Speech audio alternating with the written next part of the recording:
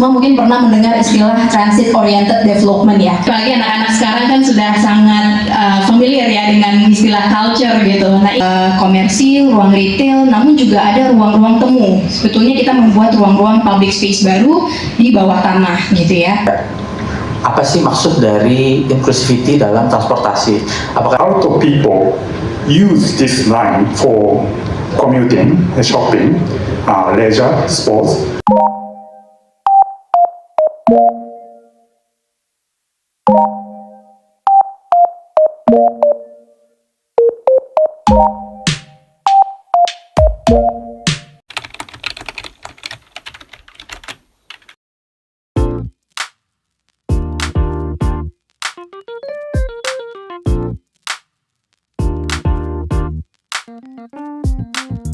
Sehingga dapat menjadi katalisator pembangunan perkotaan gitu, yang bagaimana MRT-nya dapat dikembangkan menjadi tidak hanya moda transportasi, tapi juga sebagai bensin utama gitu ya, pembangunan kawasan perkotaan, terutama kawasan transit oriented development. Dan bagaimana peran kolaborasi antar seluruh stakeholder untuk pengembangan baik dari sisi jejaring network transportasinya maupun fungsinya sebagai pengembangan kawasan kota tersebut. Silahkan Mbak Weni, waktu dan tempat kami persilahkan. Baik, terima kasih Mbak Rika. Bismillahirrahmanirrahim. Assalamualaikum warahmatullahi wabarakatuh. Selamat malam Bapak Ibu semua, rekan-rekan warga Kota Jakarta yang hadir di sini. Mungkin menyambung tadi yang ditanya oleh Mbak Rika. Sekiranya Bapak Ibu, teman-teman semua mungkin pernah mendengar istilah transit oriented development ya.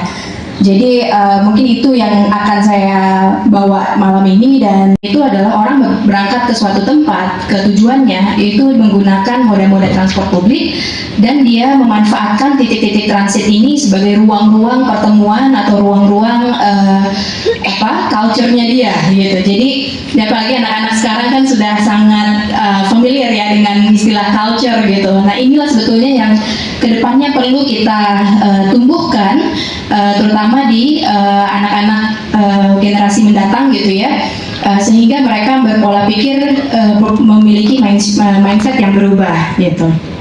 Jadi TOD itu di kawasan station area, stasiun yang kita bangun itu kurang lebih dari titik stasiun radius 400 meter itu kita sebut dengan transit core area atau DP2. Lalu ada buffer area itu kurang lebih 1 km dari stasiun, titik-titik stasiun atau transit station yang kita bangun. Next slide. Nah, apa fungsi dari TOD itu sendiri gitu? Apa benefitnya? Yang pertama, terjadinya mixed use. Jadi fungsi-fungsi ruang, gedung-gedung, bangunan itu memiliki fungsi komersil, publik, fasilitas publik seperti sekolah, rumah sakit, dan juga fasilitas sports gitu ya, atau community center. Kemudian juga keuntungannya adalah high density. Ruang-ruang publik makin lebih banyak terbentuk, ruang-ruang komersil juga lebih banyak terbentuk. Ada connectivity, ada interkoneksi transit dengan bahkan di level-level yang berbeda. Kemudian ada transit plaza, nanti saya akan jelaskan lebih lanjut. Dan juga di sini dengan adanya TOD kita bisa memperbaiki quality of life. Jadi sebetulnya MRT Jakarta punya tagline gitu ya, increasing mobility, improving life quality. Karena ketika menggunakan moda transport publik, kita dengan sendirinya itu sebetulnya memberikan akses kesehatan gitu ya kepada kita sendiri, kemudian mengimprove life quality kita dari sisi waktu dan lain sebagainya. Jadi betul-betul lebih kualitatif. Nah, kemudian berikutnya ada social equity. Ini juga secara sosial kita lebih berkembang bersama dengan warga sekitar, dengan banyak titik-titik pertemuan ya, titik-titik temu yang bisa kita manfaatkan ketika TOD ini terjadi. Lalu ada sustainability, kita bisa melihat ke arah green, environment friendly ke depan. Kemudian infrastructure resilience, kota yang memiliki resilience terhadap infrastruktur. Kemudian economic regeneration, pertumbuhan ekonomi yang akan seiring semua itu tadi terbentuk, ini juga pertumbuhan ekonomi akan terbangun. Nah ini kurang lebih bagaimana MRT Jakarta membuat planning gitu ya.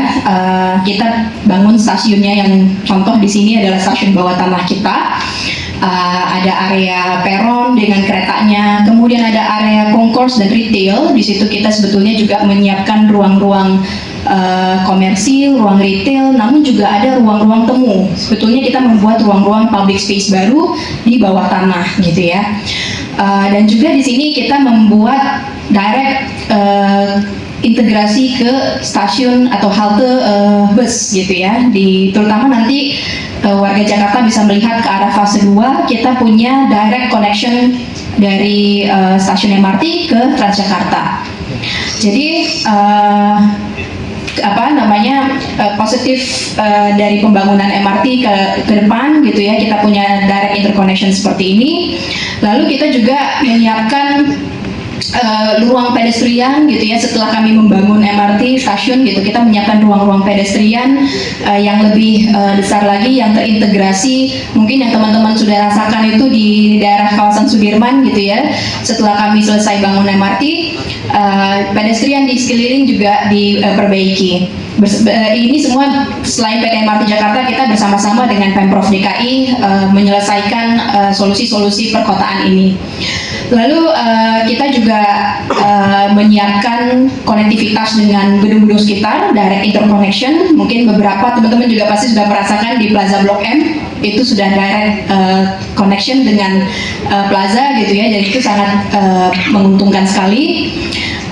Kemudian kita juga menyiapkan private vehicle limitation, ini bekerja sama dengan Dinas Perhubungan, memulai membatasi dan menyiapkan beberapa ruang-ruang parkir, park and ride gitu ya, di beberapa titik ujung. Lalu di sini kita juga menyiapkan first and last mile integration facility dalam bentuk akses yang dipermudah. Ini juga dikerjakan bersama-sama dengan teman-teman Pemprov DKI Jakarta. Nah, bagaimana TOD itu bisa terbentuk? Seperti tadi disampaikan Mbak Rika juga, bahwa ini tidak akan lepas dari perannya pemerintah tentunya, lalu perannya juga dari para warga atau para developer swasta ya, yang bergerak gitu ya, dan di bridging oleh PT MRT Jakarta sendiri. Jadi kami di sini ditunjuk sebagai TOD manager atau operator kawasan gitu ya. Sebetulnya semata-mata kami ini adalah perpanjangan tangan, kami murni BUMD dari Pemprov DKI Jakarta, dan kami ini adalah perpanjangan tangan dari pemerintah untuk mengelola kawasan-kawasan agar tertata dengan baik, terintegrasi dengan baik, supaya manfaat dari TOD itu betul-betul bisa dirasakan oleh masyarakat. Nah, ini juga salah contoh-contoh interchange atau transit facility yang sangat penting dari sisi bagaimana transport publik itu bisa bermanfaat untuk kota gitu ya, dan masyarakat. Jadi misalnya pertemuan atau terjadinya pertemuan terminal bus dengan stasiun atau depo gitu ya. Ini ada beberapa contoh di negara lain, dan di Jakarta pun kita sudah mulai merencanakan demikian. Kemudian ada juga titik-titik yang tadi saya sebut dari halte MRT ke halte Transjakarta yang sudah disiapkan direct gitu ya. Mungkin di sini juga kita sudah merasakan di Lebak Bulus, Duku Atas, lalu di ASEAN, CSW itu juga sudah direct, dan di Bundaran HI juga sudah ada direct interchange. Nanti kedepannya di fase kedua kita akan juga punya interchange besar dengan jalur MRT yang di Timur Barat, dan ini pertemuannya di arah Tamrin, di area Tamrin. Nah, selain itu juga terkait tiketing dan ketentuan dari tarif atau tiket gitu atau fare, itu juga sangat penting karena ini memudahkan aksesibilitas dari para pengguna, penumpang, dan ini sangat betul-betul mendukung agar semua menjadi seamless dan terjaga gitu ya. Jadi masyarakat bisa dengan mudah menggunakan transportasi publik. Nah, beberapa tantangan tentunya ada, namun kami terus berkolaborasi dengan pemerintah Provinsi DKI Jakarta agar TOD ini betul-betul tercipta dengan baik dan terintegrasi dengan baik. Nah, di sini mungkin terakhir sebelum waktunya habis, jadi bagaimana tadi menjawab pertanyaan Mbak Rika, ini saya konklusikan bagaimana mengenhance connectivity dan urban livability untuk semua gitu ya. Jadi yang pertama tentunya pemerintah menyiapkan network expansion-nya gitu ya, jalur-jalur transportasi publik diperbanyak, lalu menyiapkan first and last mile partnership agar semua terintegrasi dari ujung ke ujung, kemudian menyiapkan transit development housing yang terintegrasi karena baik agar lebih mudah gitu ya, residensial yang sangat dekat ke titik-titik transit itu jauh lebih bermanfaat. Lalu menyiapkan ruang-ruang aktivitas, cultural activities tadi, ruang-ruang culture baru. Kemudian tentunya didukung oleh positive regulatory framework. Ini perlu antara pemerintah dan para pelaku transportasi publik.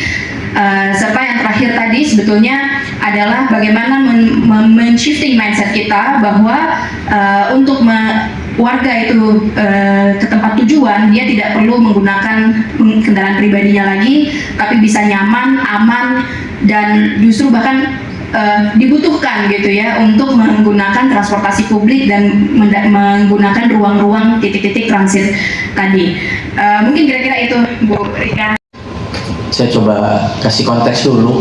Mungkin sebelumnya saya tinggal di Jakarta sudah lebih dari 30 tahun ya, dan saya sudah melihat juga waktu itu masih ada Kopaja, Metro Mini gitu ya, dan juga masih ibaratnya public transport masih awal banget lah gitu ya. Nah, di sini kita lihat di gambar ini perubahan sudah begitu jauh gitu ya.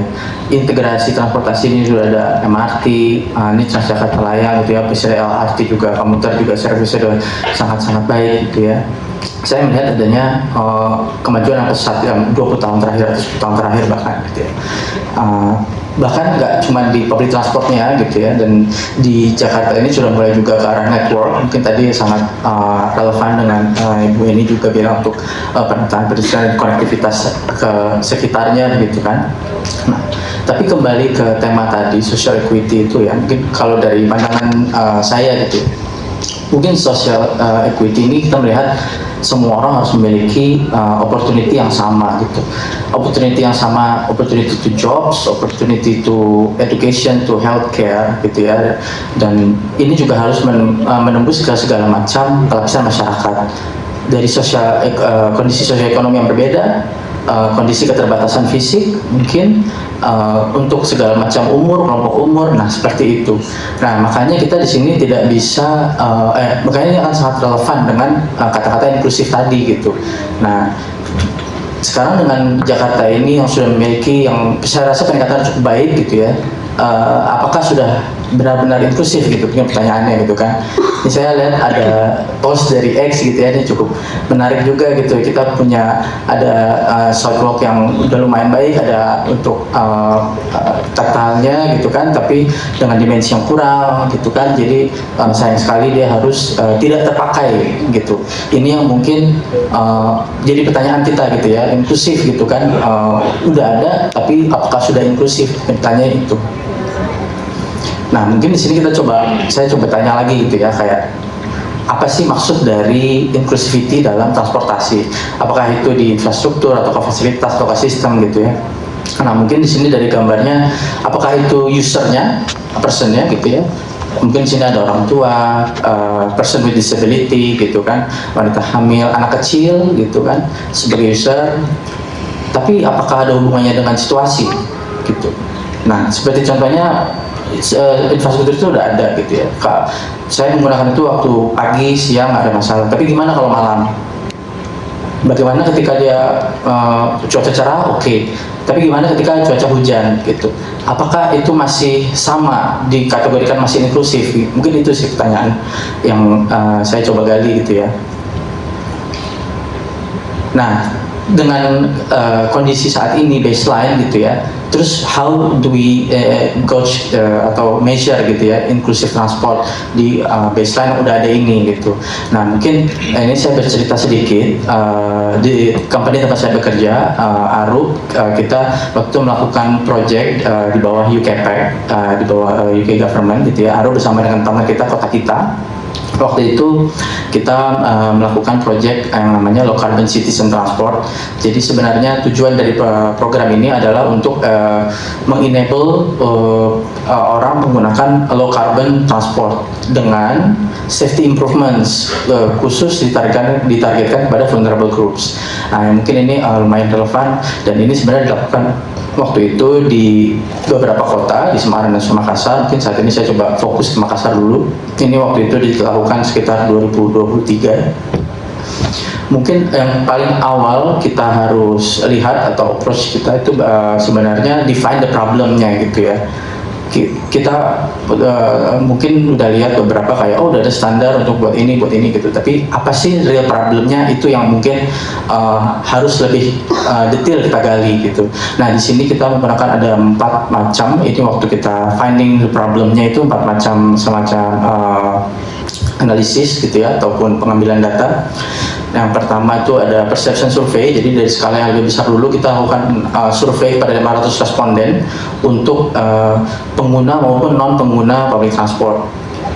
Waktu itu di Semarang itu ada Trans Semarang gitu ya, dan survei ini respondennya juga semua melibatkan usia produktif, laki-laki, perempuan, mungkin person with disabilities tentunya gitu kan, dan juga segala lapisan ekonomi gitu. Nah second stage-nya kita melakukan photo voice. Dari 500 responden tersebut kita melihat ada beberapa mungkin kita bisa bilangnya beberapa persona gitu ya, yang mungkin bisa dikelompokkan gitu. Nah di photo voice ini kita lebih detail lagi pertanyaannya, kayak semacam oke, mungkin keseharian kamu kerjanya apa, terus kamu kalau misalnya setiap hari itu naik apa sih, gimana gitu, dan apa sih kesulitannya gitu. Dan dari photo voice ini kita hasilkan beberapa persona yang kita bisa coba lihat root cause-nya gitu loh, apa sih sebenarnya problemnya di situ gitu. Nah next metodenya itu ada journey mapping. Journey mapping itu kita lebih deep dive lagi ketika kita udah tahu mereka masalahnya apa, mereka kerja di mana atau tujuannya apa gitu, kita telusuri lebih lanjut lagi gitu, di turn by turn apa sih masalahnya. Dan yang terakhir ini lebih ke arah assessment untuk experience ya. Mungkin journey mapping tadi itu sebenarnya experience juga, dalam artian kita melihat dari sisi mereka, kita coba jalannya kayak apa, kita lihat, kita survei dan dari sisi mereka. Dan night time ini sama seperti itu dengan responden yang sama juga, tapi kita coba di waktu yang malam, apakah ada perbedaan di situ gitu.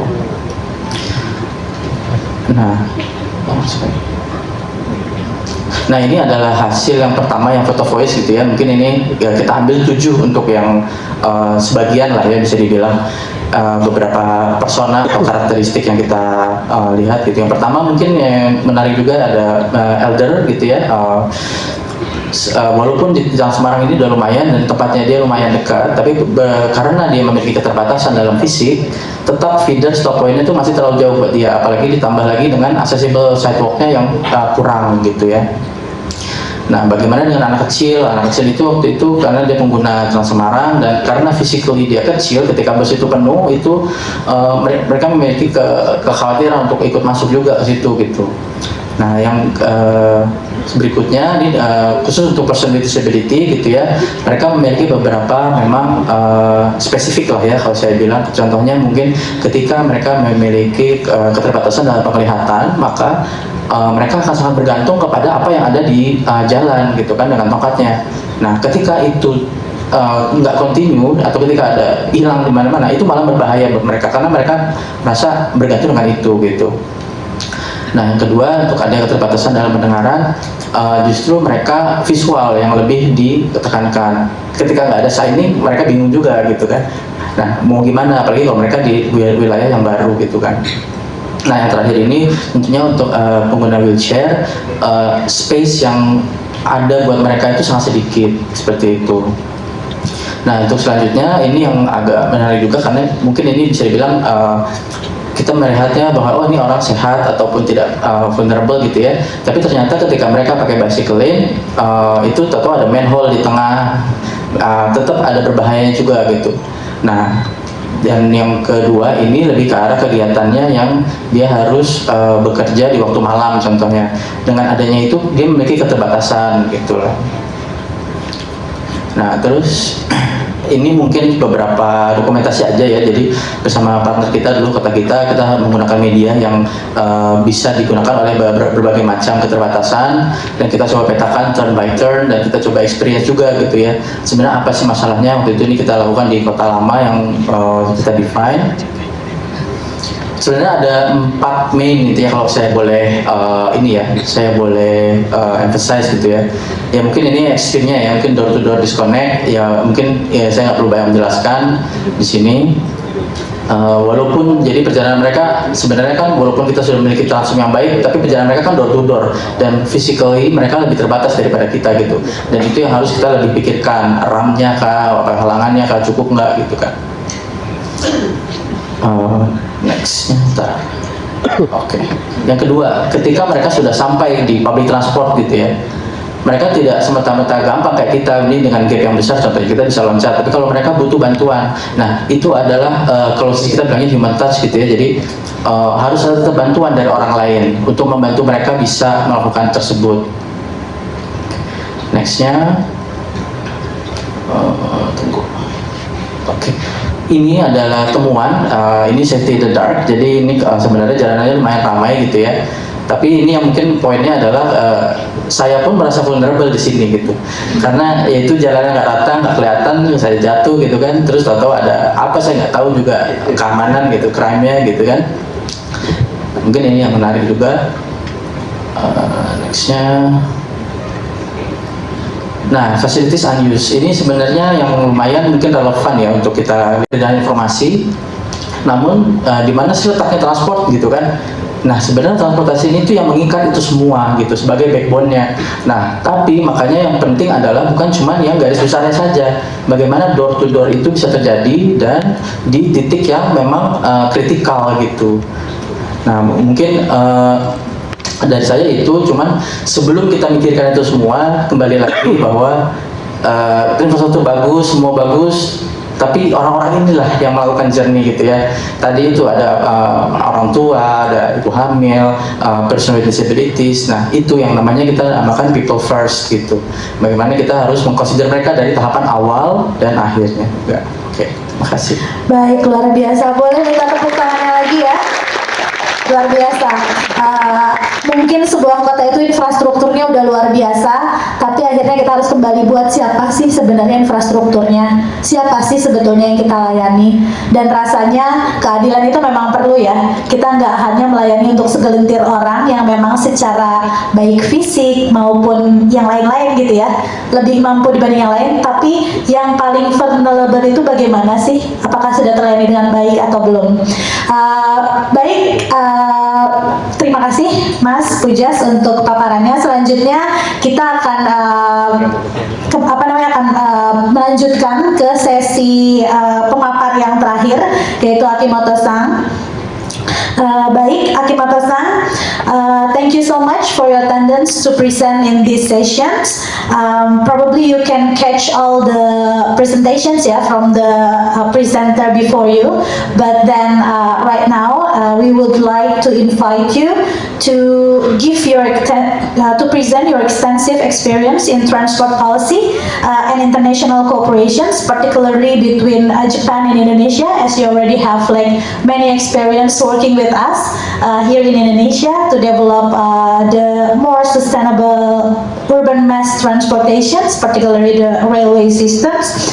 So would you like to share with us your experience in Japan, how Japan can develop the high quality public transport system, railway public transport systems, and can you also share with us how does Japan or JICA view the role of international cooperations in helping Jakarta to strengthen its multimodal connectivity in transport systems? Akimoto-san, the floor is yours. Terima kasih. Selamat malam semuanya. Assalamualaikum. Seperti Waalaikumsalam warahmatullahi sepertinya bisa bicara bahasa Indonesia, tapi saya tidak bisa menjelaskan presentasi ini, sehingga mohon maaf saya pakai bahasa Inggris. Tapi I'd like to explain enthusiastically. So if you are okay, please allow me to stand up for my explanation. Is it okay? Okay. First of all, thank you for giving me the opportunity to speak to you today. I'm Akimoto, JICA expert for rail projects. Now working in Bapeda, DKI Jakarta with her. Today, I'd like to explain how to develop railway networks in Japan and also share some tips for urban development. Very quickly, I'd like to explain the history of the Japanese railways. The first train in Japan was started 1872, 150 years ago, and the first subway was started in 1927, and also first high-speed rail Shinkansen was started 1964. We have a long history. And then now this is the current condition. As you know, Japan is a very small country, and area scale is just 1/5 compared to Indonesia. However, total length of the rail network is more than 27, at around 28,000 kilometers, and there are more than 200 operators. And this shows especially route lengths and the passenger volume, especially three metropolitan areas, Tokyo and Osaka and Nagoya. They are three big largest cities. Route lengths in these three areas as a total of just 4,800 kilometers, just 18% only. However, passenger volume is 88%. It means most of passengers concentrated in these three areas. So now the question is how successful develop the rail networks and as a driver of urban growth. So actually, around 100 years ago, several operators constructed a new rail line and established a rail-related business established rail business model established already. Actually, this is easy to understand visually. Here, this is a CBD area. The operator constructs rail lines radially from CBD area, and then in parallel, providing the houses and apartments. So there are a lot of people live here and use this line, especially for commuting. And operator also providing the department stores or shopping malls. So not only commuting, they use family use this line. And in addition, several operators owned their professional baseball team and constructed their home stadium. So that's why a lot of supporters come here to watch the games using this line. In addition, they constructed a zoo or amusement park. So a lot of people use this line for commuting, shopping, leisure, sports. So actually this strategy was very successful. So other operators invested to constructing the rail lines and created new cities along the lines. This is this model itself is very old. However, this concept and strategy was still active. After that, after we constructed rail lines radially from CBD area, after that, we constructed new lines, especially CBD area. But at that time, mortalization was already expanded and the city was already developed. So if we try to construct a new line in CBD area, they must be very, very expensive. That's why national and local governments supported to construct new lines. This is an example in Tokyo area. As you see, this is a Tokyo area, and you can see a lot of rail lines radially, right? And this is a around 1950, and after that 1960s, 50s, 60s, 70s, 80s, and this one the 2000. Actually, around 2000, the rail network was already completed. However, after the completion of the rail network, there are still strong needs, such as shortcut line to reduce the travel time, or like transportation connection and integration inside and outside of the station. So we are now trying to fulfill these needs in Japan. So now in Jakarta. So this is an MRT line, but you see from the Kuwatas or Bundaran High area to north, to south, to east, to west, radial. And also LRT Jakarta is trying to connect the Dukuwa station. And also Jabodetabek LRT, this is from Dukuwa station to Halim and Jakarta. So now you are developing similarly. But the big difference compared to Japan is Jakarta city already developed.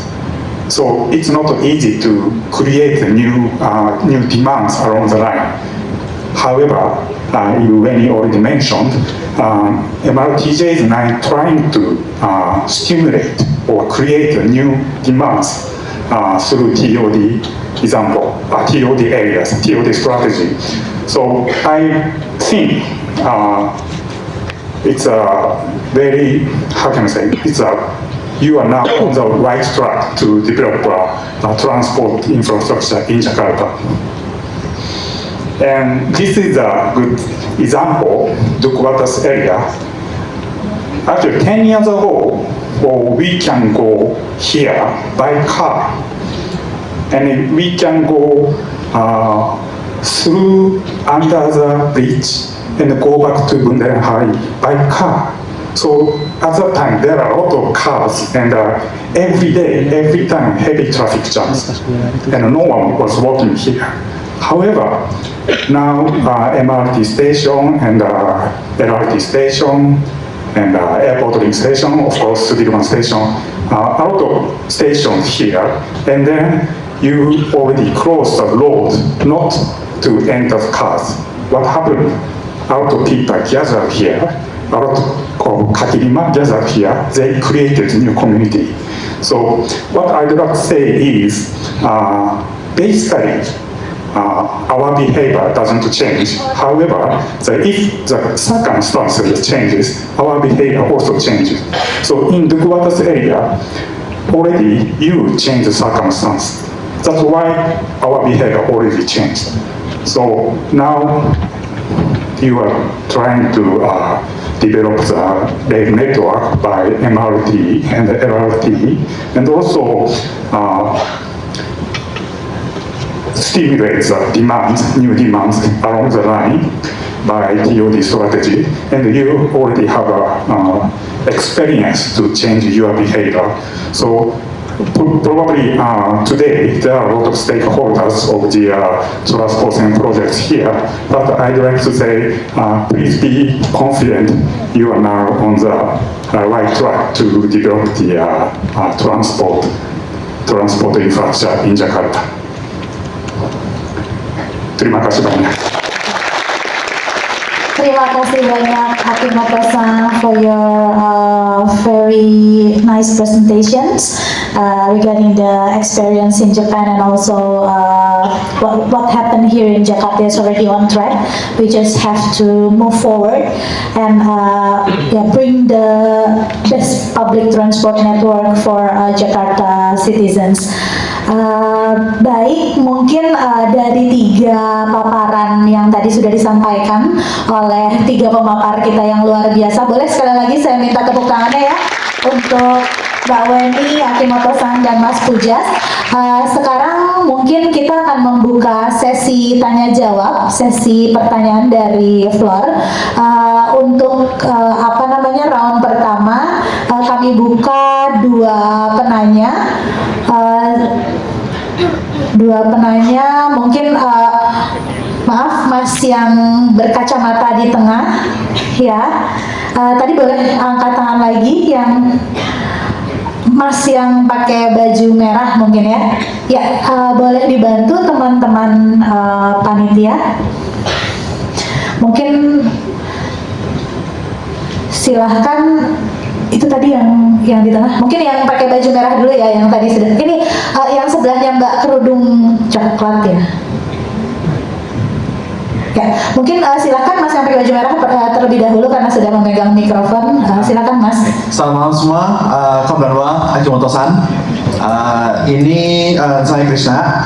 Ini pertanyaan lebih buat Akimoto-san ya. Dari semua penjelasannya tadi itu kan ini soal teori, konsep teori ini real oriented ya. Ini yang menjadi pertanyaan sama.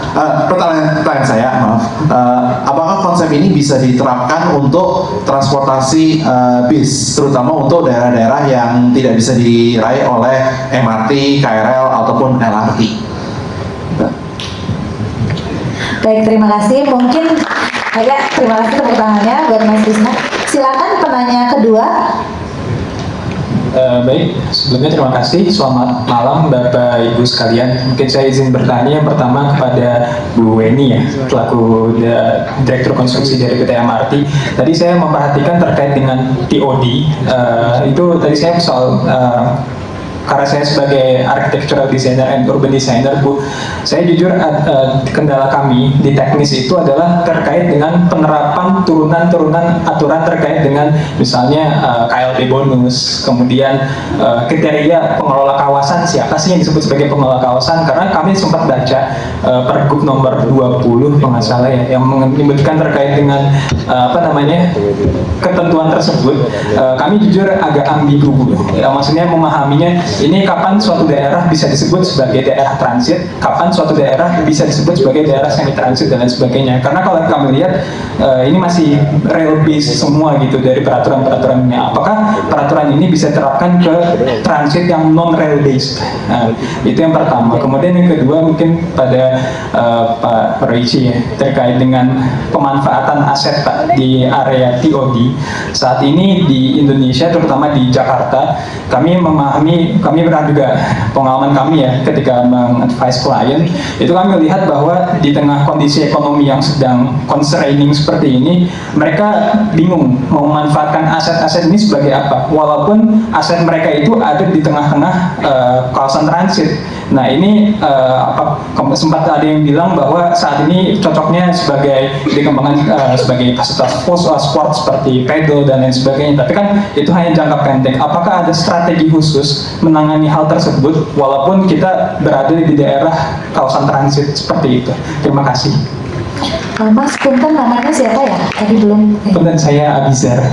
Abizar? Iya. Oh ya, baiklah. Terima kasih Mas Abizar. Baik, mungkin kita tutup dulu untuk 2 penanya pertama ya. There are 2 questions, and the first one from Mas Krishna is about your presentations is talking about how we develop the TOD, but it's still focusing on the rail mass transport oriented. Is it possible to implement it in the busway oriented? Please, Akimoto-san. Actually, the bus and railways are both of the public transportation. However, the big difference is the capacity. bus is just maybe 50 people or something, but the train, for example, MRT, this is a 6 train set, around maybe 800 people can get on the train. So probably its ideal status is MRT or LRT is a big capacity, and then bus is a feeder access, and then created hub, and including bus. And this area is suitable for TOD, I think. Is it okay? Thank you Akimoto-san. Selanjutnya silakan Mbak Weni untuk pertanyaan dari Mas Abizar. Terima kasih. Tadi mungkin menyambung juga yang disampaikan Mr. Akimoto. Jadi memang konsepnya transit area itu adalah menampung high capacity passenger flow tadi gitu ya. Jadi tadi high capacity transit yang kita tampung di area kawasan transit ini. Jadi tadi misalkan MRT, LRT dan pasti akan dijemput oleh another feeder, which is bus itu sendiri gitu. Jadi kalau kita bicara TOD-nya, Transit Oriented Development, itu sebetulnya sudah mix integrated moda yang ada di sana. Karena sebuah konsep transportasi kan ketika perkotaan gitu ya, pasti ada backbone line-nya, ada master plan backbone. Nah itu biasanya di-serve oleh high capacity transit, apakah mass rapid atau light rail gitu ya. Jadi itu yang transit area ada di sana. Nah, kedua tadi mungkin pertanyaannya menarik. Ini mungkin nanti saya melirik ke Mbak Rika juga. Bagaimana sebetulnya turunan-turunan peraturan gitu ya, yang mungkin kadang-kadang masih ada yang ambigu atau belum terlalu jelas gitu.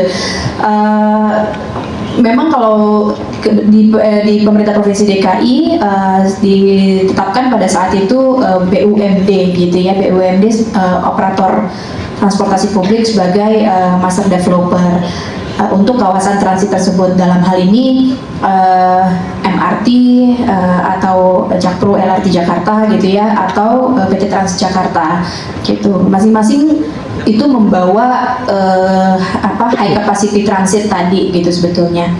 Nah, kemudian apakah memang dari klausul-klausul di sana masih ada yang tidak jelas? Nah itu memang mungkin PR-nya nanti adalah sosialisasi ya, yang perlu digencarkan lagi oleh pemerintah provinsi, bagaimana membaca turunan dari Pergub 20 itu. Tapi terlepas dari sana, saya juga melihat bahwa kiranya framework ataupun regulasi-regulasi turunan lainnya gitu ya, rasanya masih memang diperlukan untuk kita elaborasi bersama dengan pemerintah provinsi, dan kalau kita bicara Jakarta gitu ya, atau pemerintah pusat juga mungkin gitu, bagaimana agar regulasi ini bisa diperkuat dan TOD itu bisa tercipta dengan manfaatnya yang bisa dimanfaatkan dirasakan oleh semua masyarakat.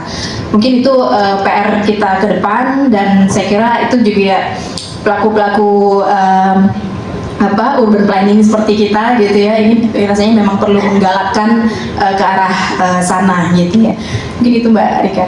Baik, ini kami catat Mas, karena memang JFF ini juga salah satu media gitu ya, untuk kita melihat sebetulnya apa sih yang dibutuhkan oleh teman-teman masyarakat dan teman-teman pelaksana di lapangan gitu ya. Nanti kami catat, kami sampaikan ke dinas teknis terkait untuk dapat mensosialisasikan dengan lebih baik lagi ya peraturan-peraturan itu apa saja. Mungkin tadi Akimoto-san, there's another questions regarding the asset utilizations. So basically in TOD area, there's several asset owners that still confused how to utilize their assets in the TOD area. Can you explain briefly what happens in Japan that could be implemented here in Jakarta regarding the asset utilization near the transit area? Please, the time is yours.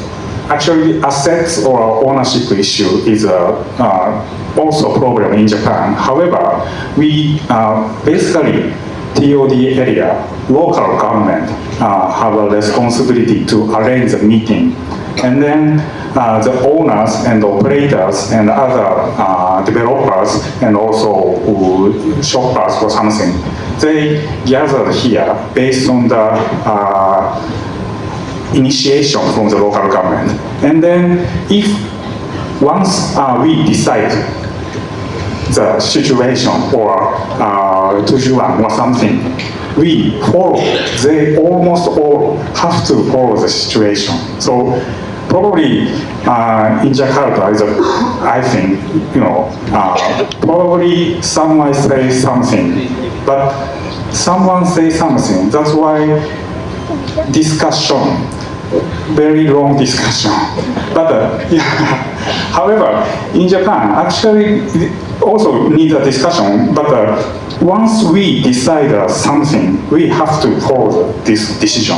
So, and step by step, and finally achieve the TOD. So probably, I think local government like DKI Jakarta has an initiative and then supervise the stakeholders meeting. That's the better method, I think. Oke, thank you so much for your explanation, Sakimoto.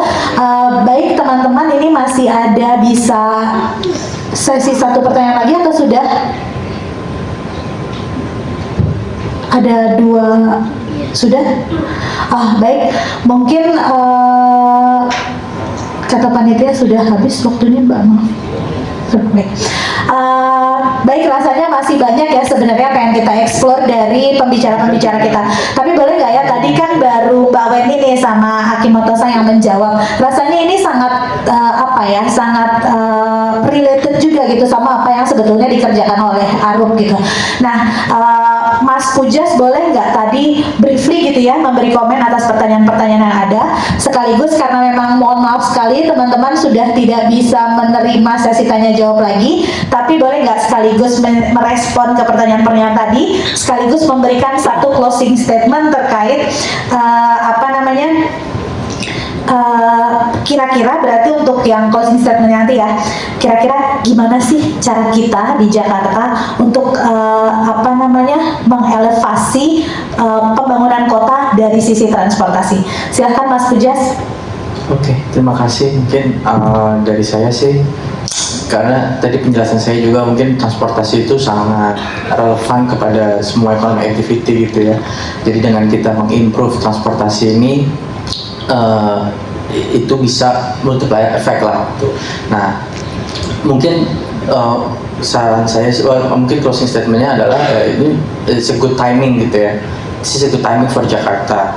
Ini dimana kita punya kesempatan untuk men-shape ini dengan sesuatu yang bagus dan juga memang memberikan manfaat yang besar untuk ke masa depan ke masa kedepannya gitu. Nah, mungkin kalau dari saya tadi udah ada perencanaan TOD gitu kan sudah dimulai, dan bagaimana nanti kita masukkan inklusif di situ sehingga aksesnya juga lebih baik, dan tentunya perlebaran untuk expansion untuk kereta itu juga yang paling penting, skala lebih besarnya lagi, dan itu kita bisa bayangkan juga bahwa bagaimana multiplier itu gitu ya untuk meningkatkan ekonomi dari Jakarta itu sendiri. Terima kasih. Baik, terima kasih. Boleh tepuk tangannya buat Mas Pujas, teman-teman semua. Selanjutnya Bu Weni.